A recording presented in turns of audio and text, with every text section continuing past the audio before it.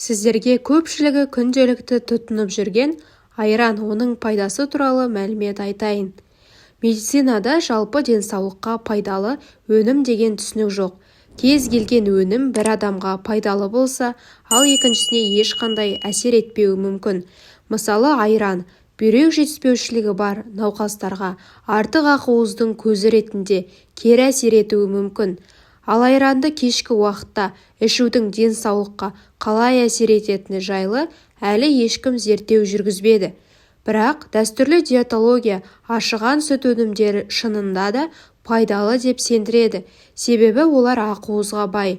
Сондай-ақ айранның құрамында сүтке қарағанда лактоза аз, ал бұл лактаза кемістігі бар адамдарға жақсы әсер етеді. Біз көбінесе ашыған сүт өнімдерінде ас қорытумен иммунитетті жақсартатын пайдалы бактериялар бар екеніне назар аудартатын жарнамаларды көреміз. Бұл шынымен де солай ма? Шынында да йогурттың құрамында лактобактериялар, кейде бифидобактериялар көп мөлшерде болады. Айранды жатарда ішу туралы айтатын болсақ, айран жеңіл сіңетін ақуызды май қоспа және оның құрамында калория аз болғандықтан салмақ тастауға үлес қосады. Бірақ егер сізде қыжыл, кекіру, асқазандағы құрамды құсу секілді кері ағу ауруы бар болса, кешке айран ішпегеніңіз жөн. Айран ішу арқылы жеңіл тамақтанып жүріп, артық салмақтан арылуға болады. Бірақ бұл күнделікті дұрыс тамақтану мен дене шынықтырудың баламасы емес, тек оған қосымша көмек болып табылады. Ал балалар мен бірінші типтегі қант диабетіне шалдыққан науқастарға жеңіл тамақтану зиян. Ол әсіресе циклдық кетонемиялық құсуға бейім балалардың ауруын асқындырып жіберуге қабілетті қанда кетондық денелердің құрамының көбеюіне әкелуі мүмкін. Тұтастай алғанда, мерекеден кейін аш жүру идеясы дұрыс емес. Тамақтан бас тарту келешекте қомағайлықтың зиянын өтемейді. Себебі ағза өлшенген тұрақтылықты шектен тыс көреді. Айран зиянды бактерияларды өлтіреді. Айранда лактобактериус кефири секілді бірегей пробиотиктер бар.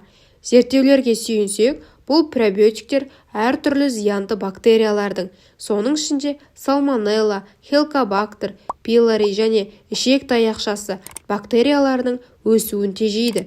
Сонымен қатар, айранда бактериалды қасиеттері бар айран полисахарид бар. Айран ас қорытуды жақсартады. Айрандағы пробиотиктер ішектегі пайдалы бактериялардың балансын қалыпқа келтіруге көмектеседі. Бұған қатысты жүргізілген зерттеу нәтижелері пробиотиктердің әсіресе диарея кезінде тиімді екенін көрсетті. Ал Далхус университетінде жүргізілген зерттеуде пробиотиктердің жара немесе тітіркенген ішек секілді синдромдарды, яғни асқазан ішек жолдары ауруларын емдеуде және оның алдын алуға пайдалы екендігін анықтады. Сондықтан, егер сіздің ас қорыту жүйеңізде қиындықтар болса, тамақтану рационына айран секілді қышқыл сүт өнімдерін қосуды ұсынамыз. Бірақ бұл ретте дәрігеріңізбен кеңесуді ұмытпаңыз. Айран сондай-ақ ағзасы лактоза қабылдамайтын адамдарға да көмектесе алады. Бұл сусынның құрамында қарапайым сүтке қарағанда лактоза аз. Себебі айран, йогурт секілді ферменттелген сүт өнімдерінде ашыған сүт бактериялары лактазаны сүт қышқылына айналдырады. Сондықтан айранды тұтынғаннан кейін лактозаны қабылдамау белгілері өте нашар байқалады немесе мүлде болмайды. Айранның түрлі аллергиялық реакциялар және демікпе ауруларымен күресуге көмектесе алатыны анықталды. Айранның аллергия мен демікпенің пайда болуын қоздыратын қабыну белгілерін басатыны белгілі болды. Айран сүйектерді қатайтады.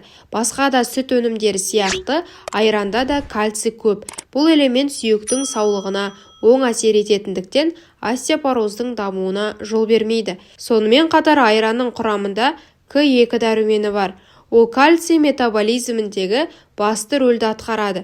Сондай-ақ айранның құрамында сүйек тінін нығайтуға ықпал ететін фосфор, магний, Д дәрумені бар. Айран салмақты бақылауда ұстауға көмектеседі. Австралиядағы Кюртин университетінің зерттеушілері тәжірибе жүргізіп, күніне 5 кесе сүт тағамдарын тұтынған адамдардың 3 кесе ішкендерге қарағанда көп салмақ тастап, іштегі майдан арылғанын анықтады. Сонымен қатар ол екі топтың қатысушылары да төмен калориялы диета ұстаған екен. Мысалы, бір кесе айранда орташа алғанда 120-150 калория, 3-6 грамм май және шамамен 6 грамм ақуыз бар. Тіпті осындай төмен калорияға қарамастан, айран аштық сезімін толығымен басады. Бірақ есіңізде болсын, майлылығы 1% болатын төмен калориялы айран сатып алудың қажеті жоқ. Бұндай өнім жылдам өңделіп, барлық пайдалы қасиеттерін жоғалтады. Ал бұл жағдайда жай ғана су ішкен пайдалы болмақ.